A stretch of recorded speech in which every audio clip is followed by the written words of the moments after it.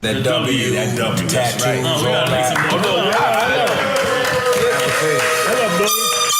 Let me finish my shit. Please finish this shit, God. Because that shit was some real shit for me right there when the nigga had me up in the joint over there. You know what I'm saying? When I laid that ice cream verse. That was the first shit. That was the first shit. That was before everything. That was the first verse. So I came in on the purple tape. On the ice cream shit. Meth came in later, like 15 minutes later, and laid that ill-ass fucking hook. I was like, yo, how the fuck you do that? RZA asked me, he gave me a paper, he said, I'm gonna be making these t-shirts and shit. I need a hook that go with these t-shirts. So I was like, what's the premise? Like ice cream flavors. But what's the ice cream flavors? And he wrote that shit down, and I put that shit to a fucking hook. There you go. Who gave the flavors? RZA. So niggas called me later. He gave you butter pecan, recan? Butter pecan, recan, all of them. He had it already mapped out. Yeah, French vanillas, chocolate deluxe, caramel sundae. Niggas called me later and told me the shit was a single. I was like, that's great. You know what I'm saying? Do what y'all do, you know what I'm saying? He was like, nah, you gotta do this and shit. And you coming home, so when niggas tell you on the next single, I was like, nah, I'm good. I was still good. I'm like, nah, y'all, that's great. Like, y'all go ahead with that. He was like, nah, you gotta do this shit. And we shooting the video. I was like, I can't do it, Lord. Like, I'm doing other shit. Now, you know me and you got a similar story because when I started my solo career, you started yours. Right. We did a Source cover together. It was me, you, DMX, Cameron, Corrupt. That's on the front of the Source. 8-Ball, MJG, Raps New Cannabis. And we were Raps New Generation together. 2000, and we still here. We still motherfucking here. Goddamn. That's probably why I got to listen to your shit before I go on stage every night. Come on. The shit I love, my life. Now, Master Killer. Yes, sir. You just came in with the guards. Now, I want you to just share your experience because I don't know if you know, Master Killer. Drink Champs is about bigging up our legends while they're alive. It's beautiful to big up our people when they gone, but how much more of an impact would it be if people know how much they appreciate it while they're alive? Indeed. So we cater to our I don't want to say older guards, we cater to our legends. You know what I'm saying? So how was your experience, because you're from Brooklyn, correct? Indeed. Brooklyn. We call it Medina, right? Medina. So how was it connecting East New York. with East New York too? That's right. Everybody got a body out there, so I know you want to kill. I already knew you would kill somebody. So, but how is it being from East New York connecting with the brothers, RZA, Jizza, Old Dirty Bastard, and then connecting with over on the Shaolin? Well, for me, I kind of just walked into a situation. You know what I mean? That I wasn't even thinking about. You know what I'm saying? I'm basically traveling with Jizza, Large Us. And, he had manifested and told me about brothers and, the movement and what brothers was going to do. But I hadn't witnessed it, until I started coming to Shaolin and meeting brothers and, being a now, part of it. how different was Shaolin from what you was used to in Medina? Well, I knew the rhyme style for as far as hip-hop was concerned. They was getting ready to give birth to something that had never been heard before. Just the style of it, the mixing, the kung fu. And at this time, you coming from Brooklyn, right? Who is the kings of Brooklyn? It's Big Daddy Kane. Big Daddy Kane, okay, is out there, That's the 80s, what I mean? He's reigning, Who's reigning supreme while Wu-Tang is telling you to get down? Who's the bridge? Who's the bridge from Brooklyn to Staten Island? Who's the bridge for y'all? RZA. RZA's the bridge. Yeah, well, for me it was Jizza though. Jizza, okay, that's what saying. For me, it was Jizza. So that was my bridge. You know what I mean? And prior to me, coming into this blessing, I kind of had went reggae with it for a while because hip hop was kind of like going. So you telling me Master Killer got a reggae album somewhere? Indeed. What? Indeed. Yeah. You a Superman? I'm about to say all of that. Because to me, hip hop at one time was was raw. You know what I'm saying? It was, And reggae was raw. And reggae at a time, you know, you would still get bottles thrown at you if your shit wasn't right. So, you know, good point. You know, I was over there with it. You know what I mean? Until I came into this, and you know, it was kind of like a so what was Jizz's approach? What did Jizz say to you? I mean, you know, he didn't really say too much. You know what I mean? You know, and you know, it was just kind of like, it was just all natural, brother. You know what I mean? It was just like a all natural thing. You know, he built about, you know, brothers or whatever. And then, you know, as we started to travel and started to continue to build, you know what I mean? I just started to walk in and just witness, you know, just different things that he might have been building about. You know what I mean? Just meeting, you know, each brother. You know what I mean? And then being in a studio session or hearing Protect Your Neck for the first time when it wasn't even completed.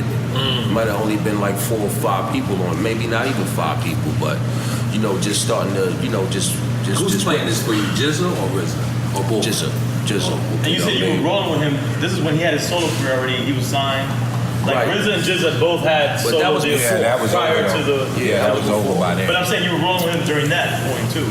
Nah, not doing this solo. No, this is something totally new right now. You know what I mean? So all of y'all motherfuckers, pardon me for cutting your wisdom, all of y'all motherfuckers,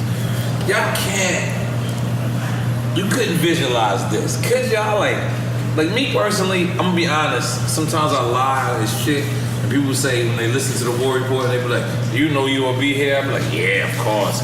I be lying. Like, one thing. I was selling drugs for real. My nigga right here, see, that's what I say back to left though. He used to be down on himself a lot. You know what I'm saying? I used to tell this nigga that one day he gonna be a fucking star. And he knows he did that. He did that. What you mean down himself though? Well, you know, I couldn't get no pussy. No. Yeah. He was like, watch it, nigga. It's gonna be raining draws. I was like, yeah, I told this nigga that he was gonna be other bottles. He gonna be coming out of that. Yeah, you know what's funny though? It's weird as shit because there was this old lady living 160, Miss Virginia. Remember Miss Virginia? What you And she used to make sure them kids, and she ain't had, none of them kids was her kids. And she would make sure them kids got to school. Yeah. She would make sure them kids got to school. Now, she would come downstairs. She was a little tipsy, whatever. She would see me out the window, and she knew I rhymed, and she would be like, is that my singer? I'd be like, yeah, it's me, Miss Virginia. I'm coming down, singer. And she would come downstairs and shit and be like, sing for me, singer. And every time she asked me, I would sing for this lady, man. And you was like, I would rhyme for her. No, all that shit. Cursing everything. She like, you gonna be a star. She told me that shit. Before you go. Yeah, you trying to take you go. Yeah, but no. He was talking on another level. But she, hold on, you right?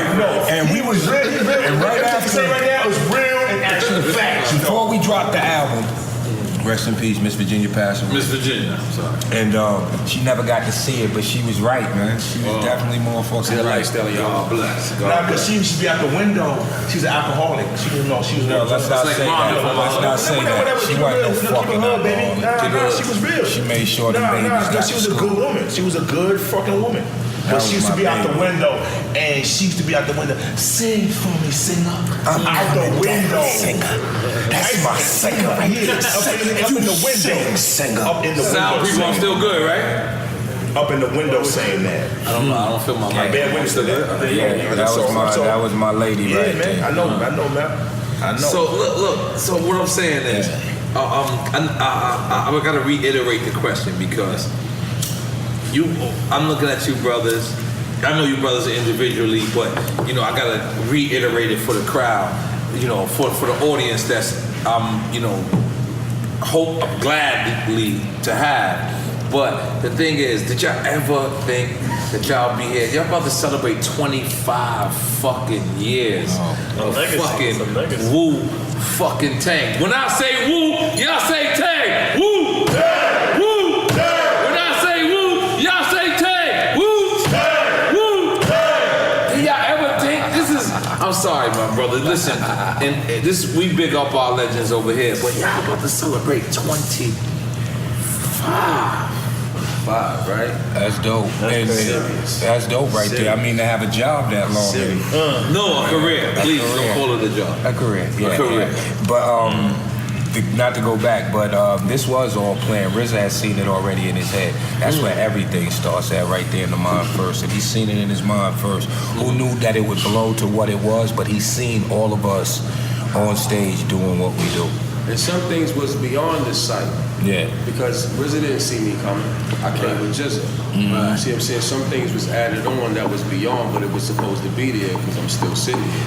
Right. You know what I mean? So it was a divine intervention to a degree. You know what I mean? And brothers are still here, man. And talking about rhymes, woo, we just got better with time. And I'll put hands down, I don't give a fuck who it is, hands down on stage.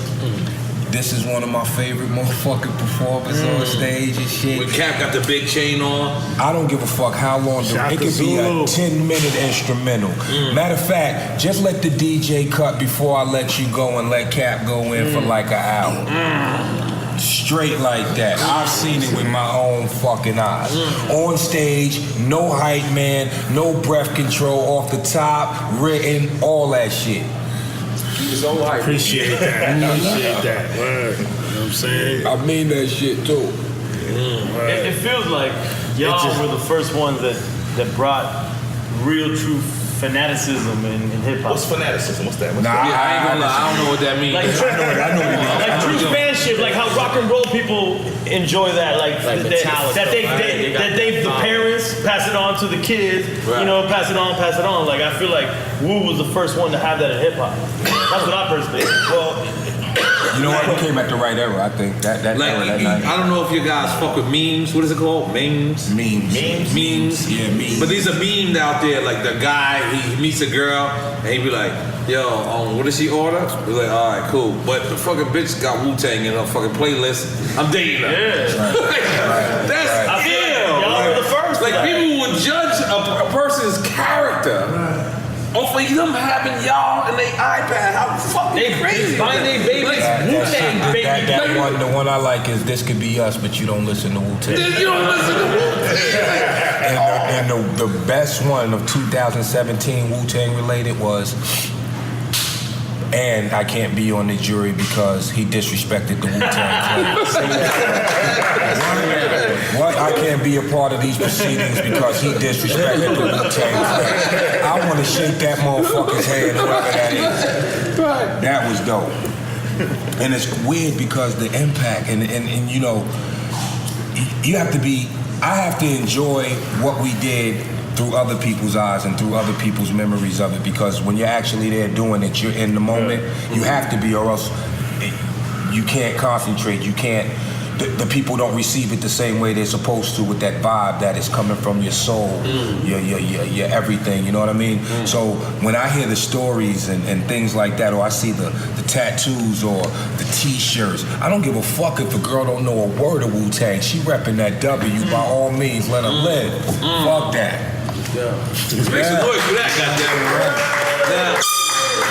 Now, it had to be a weird time for you, man, because there was a time where Ray and Ghost had an intro where they was kind of going at big, and you were actually on that album. Yeah. I ain't no big. I know that. Yeah. That wasn't, you know what? It wasn't no conflict for me because dudes always knew I was a little bit, I ain't gonna say different because we were all the same, but I just moved a little bit differently. And if somebody was my man, but if it was warranted, whatever it was that Ray and Ghost had with Biggie, I didn't know about it. So in my eyes, it wasn't warranted because they never built with me about it and said, well, we got a problem with this dude because blah, blah, blah, whatever.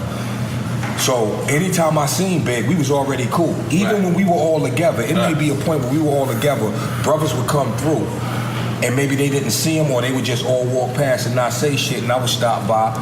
How did you get cool with Big in the first place? I met him at the Muse. We did a show at the Muse. It was one of those rap seminar shit. This for the young niggas that don't know. That's a club. Go ahead. And this was one of them nights where Wu-Tang was popping. We was already popping in New York. Matter of fact, the Tri-State and Philly. And Let me get one of the woods, nigga. And we had came through, and Mook had just got Give the us some more weed, motherfucking. Mook had just got all these Wu-Tang shirts made up, so we had mad different colors. It was like Skittles walking in that motherfucking shit. Right. And I remember Big performed, huh? Wasn't Pac there that night as well? No, Pac wasn't there. That's a different night, but I know the night you talking about. But Big had on. This was the night. Palladium. This was the night Big had on that visor. I remember he had the visor. He used to wear the visor all the time. He didn't want people to know his eye was fucked up or whatever. I don't know why he wore, but he had the visor on, and he performed Party and Bullshit. Remember? And I remember he killed it because everybody wasn't familiar with the song. I was, but I had forgot that there was a part in the song where it break down and niggas start fighting. And remember, niggas started fighting on stage. And he was like, "Yo, chill. Turned back around and was like, and that was a part of the show. Yeah, that's a part of the show. Yeah, that was the same night Yo-Yo performed, and Kid Son was in there. I know Ice Cube. Okay, I'm sorry. So we walk out the joint. Big was there, and I remember he pulled me to the side and shit. And I remember prior to that, my boy Ray the Ruckus had. Remember how they used to give out those demos? Like each label had a demo tape, sample. There you go. And they would put songs on there. And Big on one of the samplers was Me and My Bitch. Me and My Bitch. Right. And Ray, my boy Ruckus, before he went to jail, this is the nigga that came up with Cream too. Before he went to jail, he was like, "Look, if you ever do a song with this nigga." But at this point in time, Wu-Tang is like, we ain't doing songs with nobody because we not sharing this money. Right. Why would we? We was doing shows for $35 a fucking piece. Then it went up to $100 and niggas was like this at the end of the show waiting for that fucking money in my line. Niggas wanted that $100. Niggas had seeds already and all that shit. But yeah, serious. But so we was trying to keep the money in the family. But me, I love this nigga. This nigga was dope, and that performance there solidified it for me. And in my head, Ruckus, he must have been in there about 6 months at this time. And it's ringing in my head, if you ever do a song with anybody, do a song with this nigga. So when he approached me, he was like, "Yo, wanna do a song with you, blah, blah, blah, blah." I was like, "All right." But I didn't really mean the shit at the time, but I kind of meant the shit. Because I knew that I would have to go fuck with niggas. Do you understand? What? You're the only person that went back and forth with Big, and they didn't say he bodied you. They said it's even. That was crazy though, because we both wrote our shit right there that night. He had just did a song with, I'm sorry, Tracy Lee probably hates me at this point, but he bodied. This holiday, switch to Cricket Wireless and get a free LG Fortune with no annual contract.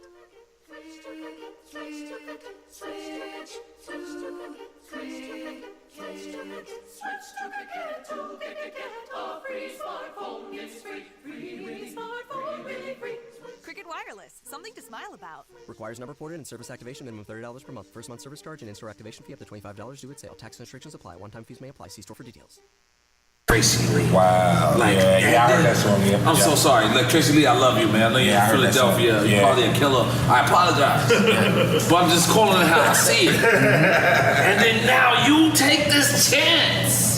Right. And y'all go in the studio together, and you're probably the only person. Like, listen, even Jay-Z gets it. Right. Jay-Z, they be like, "Yo, he bodied him on Brooklyn Finest, or he bodied him on such." You're the only artist that did a song with Big. Niggas never said he bodied man. Back then, niggas ain't say that. Well, back then, niggas would be like, "Yo, I don't know who won." Back then, some niggas would say, "Man, body Big." Look, I was a fan of the music and all that shit, but I didn't give a fuck about niggas. I was with the livest niggas, in my opinion. I was with the livest niggas in the motherfucking industry, so I didn't give a fuck. So I walked up in there with that. Let me explain something, Nori. All right. Big was a dope artist, but at that point in time when we was doing that song, my pen was way hotter. Or my crew, we had more, it's strength in numbers, we had more people.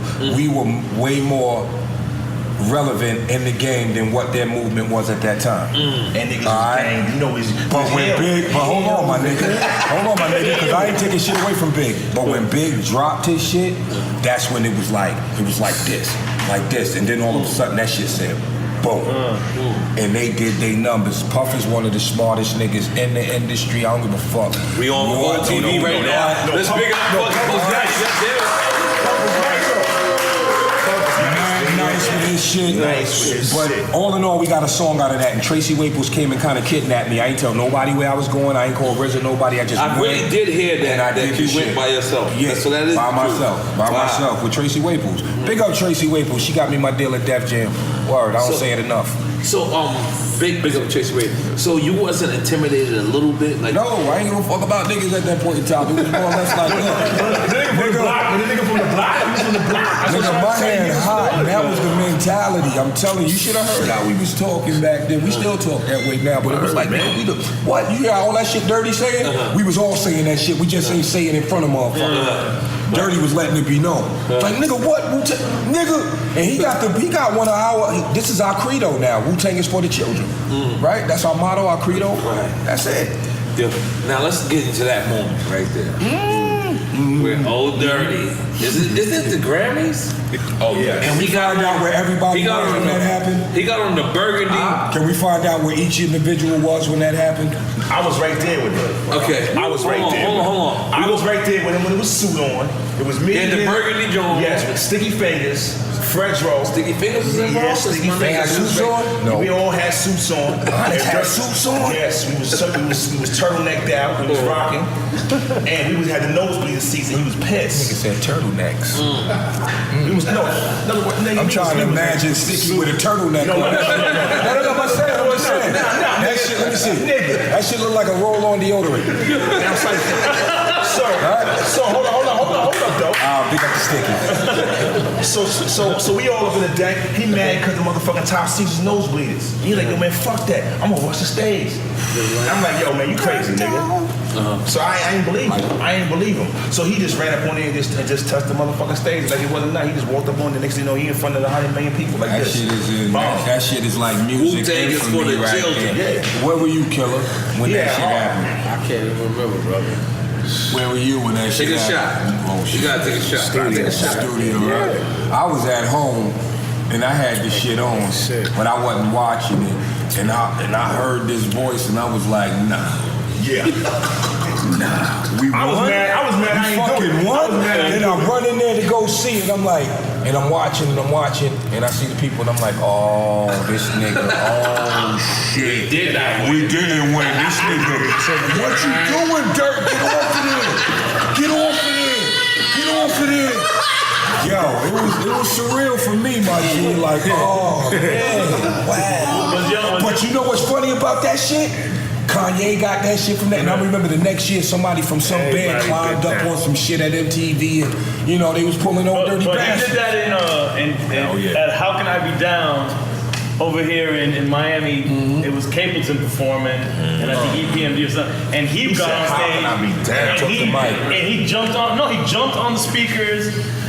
Paul, you were there, right? It was at the Def Jam 10th anniversary party. And he rushed the stage, and it was like he disrespected Capleton. Yeah, I was there that night because he flipped our turntables over while we were performing. But did ODB walk so DMX could run? No, I don't know about all that. I don't know about all that. But I know Grammys or the hold on. I know that wild niggas again. No, I know that nigga at the party, at Def Jam party that night. We kicked the speakers, kick the turntable up and shit. The nigga got a dick sucked at the bar from some. I know, I was there. I told that story. He was getting his dick sucked at the bar. It was at Princess Club. This is Princess Club. This is Dirty. Where the fuck that To go from there, how can I be that getting his dick sucked at the bar? We in Miami. Dirty love Miami. He love bitches. This is Dirty getting his dick sucked? Yeah, so he feeling himself.